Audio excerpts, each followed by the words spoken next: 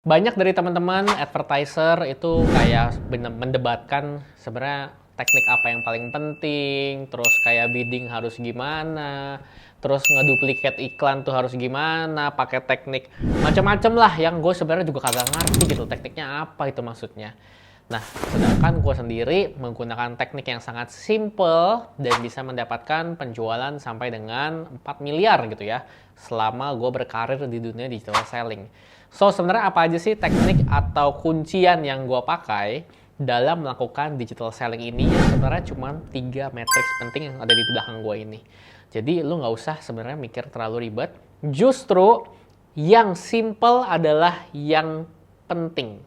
Jadi orang kalau udah bisa mensimpelkan sesuatu, itu kan jadinya sebenarnya dia lebih paham ya, apa sih yang sebenarnya penting dibanding teknik-teknik yang menurut gua banyak banget dan nggak essentials gitu loh.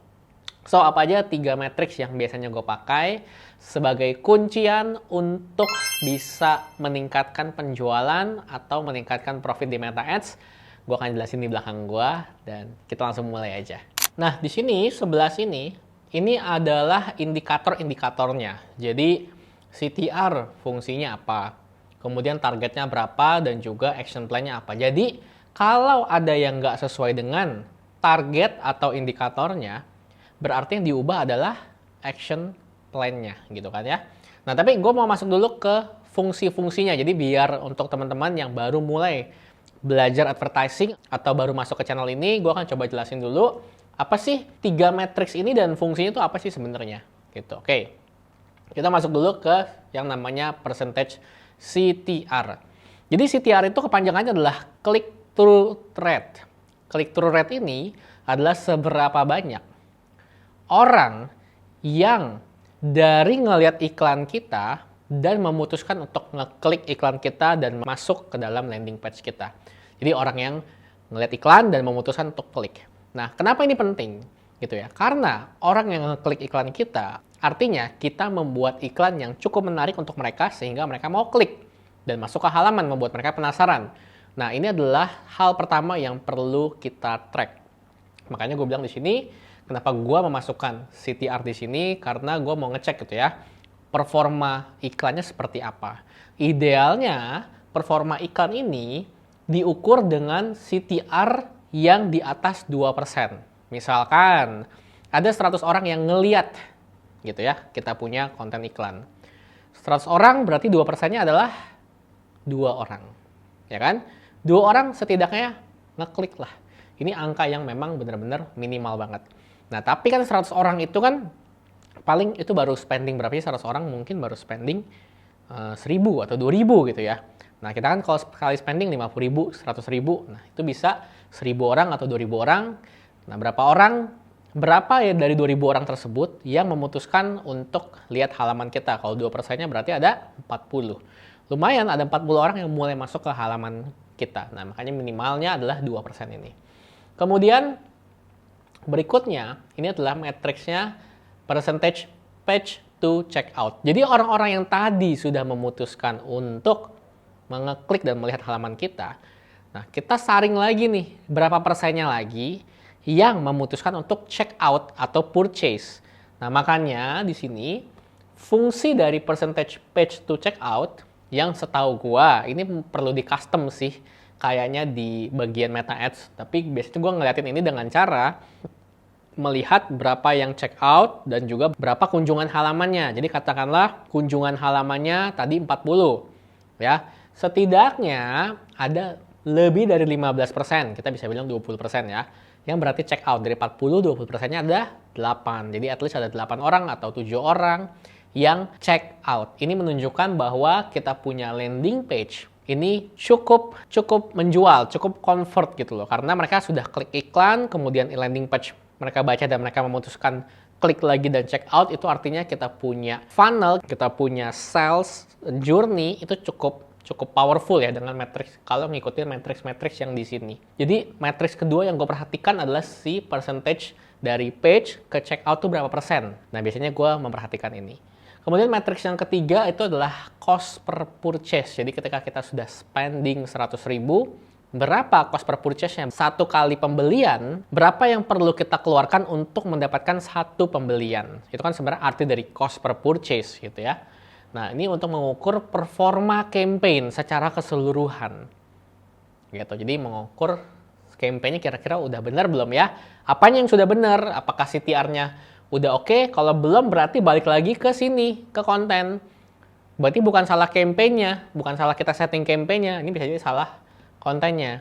Karena CTR masih di bawah 2%. Terus udah running, ini mungkin di atas 2%, tapi ini kok masih 10%. Berarti kita balik dulu ke sini. Balik dulu benerin landing page-nya. Jadi nggak otak-atik yang ngalahin dulu. Nah, kalau ini sudah benar, tapi kok cost per purchase-nya ini masih gede gitu ya, masih di atas 30% dari profit. Jadi indikator dari cost per purchase itu adalah 30% dari profit. Nah, maksudnya gimana? Katakanlah kita menjual barang 100.000. Nah, cost barang tersebut atau HPP barang tersebut adalah 20.000. Jadi 100.000, 20.000. Ini karena kita mesti bikin packagingnya, kita mesti bikin kotaknya. Nah, ini kan cost-nya jadi 20.000. Profit kita kan 80.000 tuh. Nah, 80.000 dikali 30%. 80.000 dikali 30% itu adalah 24.000. Nah, 24.000 ini adalah cost per purchase yang harus kita kunci. Kalau cost per purchase-nya di atas 24.000, seperti misalkan 35.000 atau 40.000, nah di situ kita perlu cek nih, ada salah nggak di dua ini. Gitu. Tapi kalau dua-duanya sudah benar, tapi cost per purchase-nya masih tinggi, berarti ada. Kita cek di bagian mana? Di bagian action plan-nya. Jadi gitu aja guys, sebenarnya cara buat ngukur. Nah, gua pengen masuk ke action plan masing-masing ya. Gitu ya. Kalau kita tadi sudah memahami maksud atau fungsi dari setiap matriksnya, kita juga sudah memahami targetnya. Nah, sekarang kita masuk ke action plan-nya. Action plan dari segi CTR. Jadi kalau misalkan kita ngiklan, konten kita CTR-nya nggak bagus, atau di bawah 2%, apa yang perlu kita lakukan? Yang pertama adalah mencari relevansi.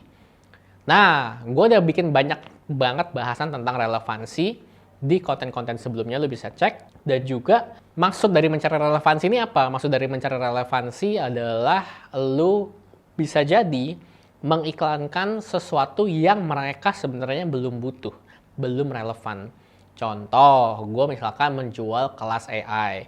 Gue bilang bahwa oke, kelas AI ini untuk para business owners yang mau mengotomatiskan bisnis mereka. Ketika gue iklanin, kok hasilnya jelek ya? Gitu. Nah, berarti business owner belum butuh kelas AI gue. Yang butuh ternyata adalah para freelancer atau hustler yang pengen belajar skill baru. Kalau gue ganti angle jadi belajar AI agent sekarang biar lu bisa nambah side income. Nah, ternyata lu lebih masuk. Berarti gue nggak ngomong ke business owner, gue ngomongnya ke freelancer atau hustler gitu. Nah, jadi ini demand creation atau mencari relevansi terhadap audience. Bisa jadi kalau CTR di bawah 2% ini masih ada yang belum benar di relevansi. Atau bisa jadi kita angle lain. Contoh, angle lain gini. Udah bener, misalkan tadi gue jual kelas AI agents buat business owners. Tapi business ownersnya yang mana nih? Yang jasa atau yang produk? Nah, ternyata yang butuh adalah klinik. Berarti gue tinggal nggak perlu meng-include semua business owner, gue tinggal bilang automations untuk para pemilik klinik biar nanti kalau ada yang booking lebih gampang lagi. Nah, silakan ikut kelas gue karena kelas gue ini bakal ngajarin gimana caranya bikin chatbot. Contohnya seperti itu. Jadi angle-nya dibuat lebih spesifik atau digeser. Padahal di dalam industri yang sama itu nggak masalah tentang business owner, cuman digeser aja tuh dibikin lebih spesifik. Ini juga bisa membuat CTR kita lebih naik lagi. Itu contohnya. Nah, kemudian yang kedua, ketika kita sudah bisa membereskan si CTR-nya, kalau misalkan nge-stuck-nya di sini gimana nih? Di page to check out-nya masih kurang bagus gitu ya. Nah, di sini biasanya ini problems-nya ada di struktur landing page. Nah, bisa jadi struktur landing page, bisa jadi ketika bikin offernya kurang bervalue, kurang menaruh value stack. Bisa jadi juga solusinya adalah melakukan pricing adjustment. Pricing adjustment itu misalnya gimana? Jadi pricing adjustment itu misalkan jadi gue menjual sebuah ebook yang harganya 249.000. Nah, ketika gue menjual ebook itu 249.000, kok kayaknya masih jelek banget ya hasilnya ya. Nah, gue pecah ngiklan di 3 harga yang berbeda. Jadi ada yang 249 running campaign-nya, ada yang 149 running juga campaign-nya, ada yang 199 running juga campaign-nya. Ternyata yang win adalah campaign yang 149.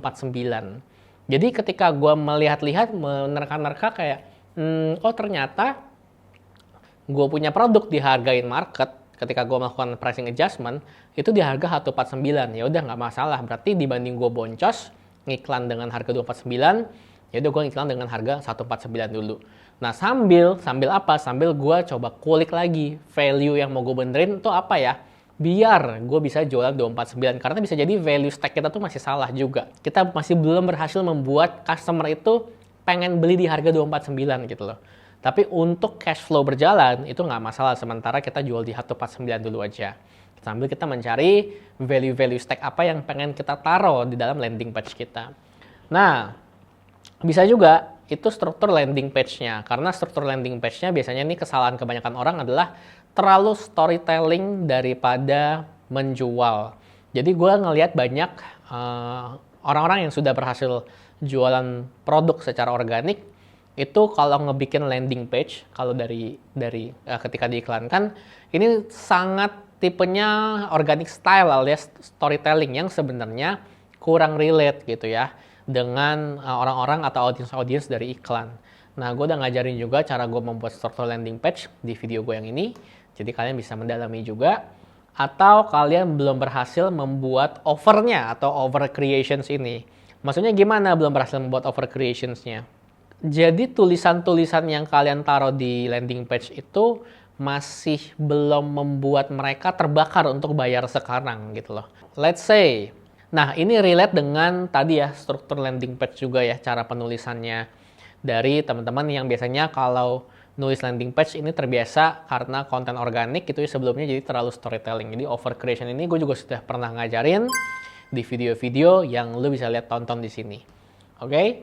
Nah, kemudian yang ketiga, ketika lu sudah membenahi CTR dan juga persentase page to check out-nya, yang ketiga adalah cost per purchase. Nah, kalau cost per purchase-nya masih jelek ketika kalian sudah membenahi ini, kalian coba benerin bidding-nya. Bidding itu apa misalkan? Kalian bisa mengubah menjadi campaign budget optimizations dan membuat semuanya otomatis, membiarkan si Meta Ads ini yang learning konten kalian. Karena sekarang ini targeting adanya di konten gitu ya. Jadi kalian bikin konten apa, nah Meta bisa mencari gitu ya yang tertarget tuh seperti apa. Nah, itu bidding. Kemudian yang berikutnya adalah kalau memang masih belum bisa juga, bisa jadi produk Anda yang bisa jadi satu, kompetitor sudah banyak juga yang menjual. Yang kedua, demand-nya sudah menurun atau udah nggak ada lagi. Jadi perlu dibikin baru ataupun di-upgrade. Upgrade apanya? Upgrade dengan kalimat-kalimat terkini, misalkan AI. Ini adalah AI tools, ini adalah AI copywriting, ini adalah AI design, AI editing. Jadi mengupgrade dengan hal-hal baru lah gitu. Kita memang harus adaptif gitu loh kalau mau menjual sesuatu. Jadi nggak bisa tuh kita bikin satu produk dan berharap selama-lamanya terjual gitu loh. Kayaknya seingat gua Microsoft pun nggak begitu. Dia upgrade dari tahun 1900, upgrade jadi Microsoft 2000, Microsoft 2010, 2022, 2025, dan lu cuma pengen bikin satu produk untuk laku selamanya. Menurut gue tuh nggak make sense gitu loh. Jadi that's why produk baru juga penting ya teman-temannya. Jadi basically 3 hal ini yang gue perhatikan setiap kali gue menjalankan sebuah iklan di Meta Ads dari tahun 2019 dan mendapatkan revenue sampai lebih dari miliaran, dan ini juga yang gue ajarin ke member gue dan mereka sudah bisa mendapatkan ratusan juta per bulan lewat framework ini juga. So buat teman-teman yang pengen tahu lebih detail dan lebih dalam bagaimana cara gue mengimplementasikan matriks-matriks ini ke dalam dashboard, nah gue biasanya mengadakan workshop online bulanan di mana lo bisa melihat bagaimana cara gue men-setting, bagaimana cara gue mengimplementasikan, dan lo juga bisa tanya jawab sama gue langsung di workshop tersebut. Jadi gue tunggu dulu di kelas, dan nextnya kita bikin video apa lagi nih.